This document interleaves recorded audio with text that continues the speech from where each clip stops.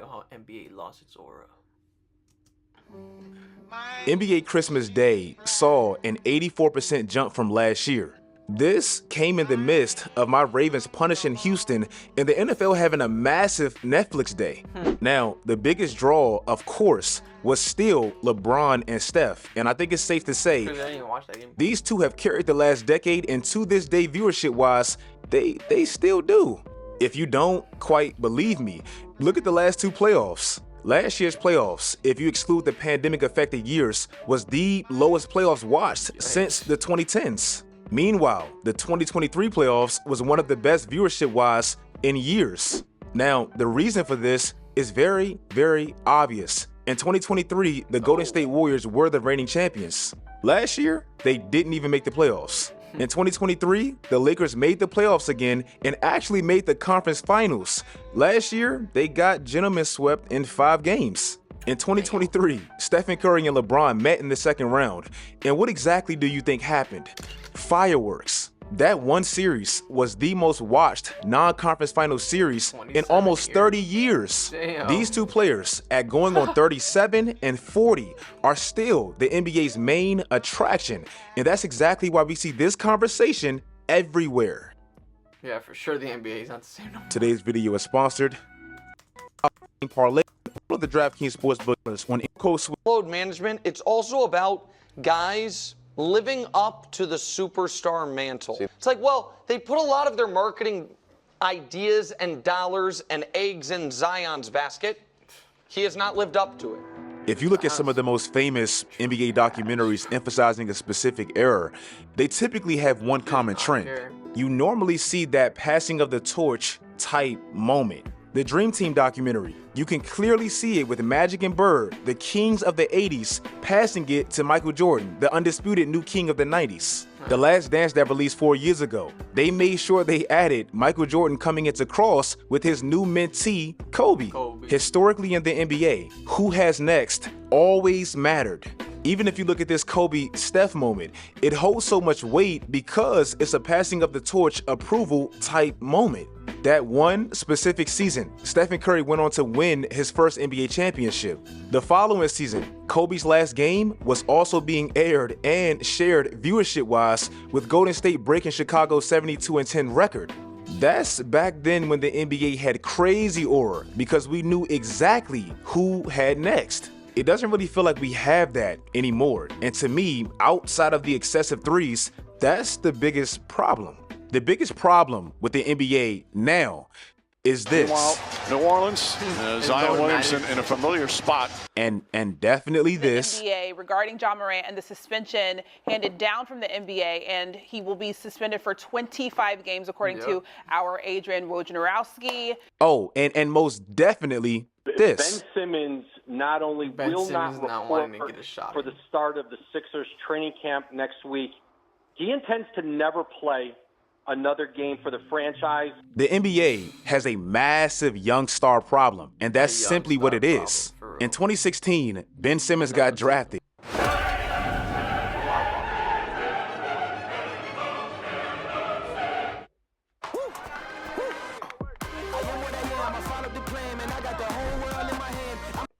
And he was literally projected to be the next LeBron Magic archetype. But after brief success, even having the sports media say the craziest things, Ben Simmons' name, game, and ultimately his fame, it just comparing Ben Simmons to LeBron. That's plateaued. Crazy. This game right here was actually Ben Simmons as a rookie leading Philly to their 13th straight win against Cleveland. If Ben Simmons became what he was supposed to, imagine what this one moment would mean to NBA history. What kind of growth have you seen in Ben from the start of the season to now this game? For the first time you played him to now? I think the best teacher in life is experience, and he's, every game he's experiencing more and more, learning the game. Obviously, they're, coaching him the right way, coaching to his strengths, and he's a student of the game. Obviously, I know that probably more than you guys. I've been around him much more than even in the city. So, he's a student of the game. He wants to be great, and he's definitely showcasing that. Now, Zion Williamson, he's really the big one to me because he joined the league really at that sweet, pivotal NBA crossroads spot. And the damage he did, not seizing that opportunity and really fumbling it to historical measure, fumbled the bag. is really why Well, the not NBA fumbled, looks like, how it looks being the today. face of the At the NBA. time Zion joined the league, think about it. It was really tailor-made for him to take that next generation throne. LeBron had just missed the playoffs for like the first time in his prime. The Warriors dynasty looked to be over. Kevin Durant, who was the NBA's villain and who had just won 2 of the last 3 finals MVPs, that era was over and he was gone for like a year and a half. Russell Westbrook, who was breaking the NBA with all of these triple doubles, he went to Houston, so that was naturally going to come down a bit. And really, everything was aligned for Zion Williamson to be that next face, and he just wasn't. Think about it like this, and if you want to know why the NBA is struggling marketing-wise, this is why. Zion was drafted by the New Orleans Pelicans in 2019 with the first pick. Jackson Hayes was also in that exact same draft class, and he went to New Orleans with the 8th pick. Jackson Hayes has played 51 more games for the Pelicans than Zion Williamson has. Jackson left 2 years ago.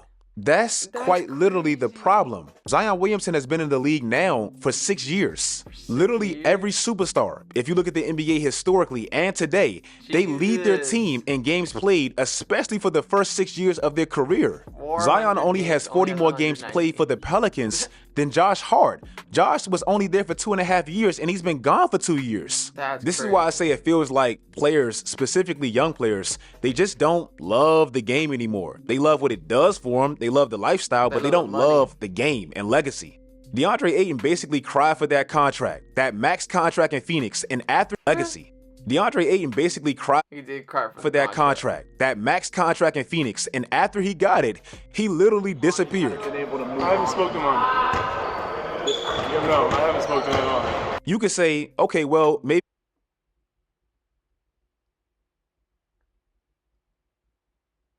DeAndre just Bro signed a 4-year. can get along with Monty Williams. And after Monty got fired by Detroit now, and Detroit looks way better, okay, maybe that's justifiable.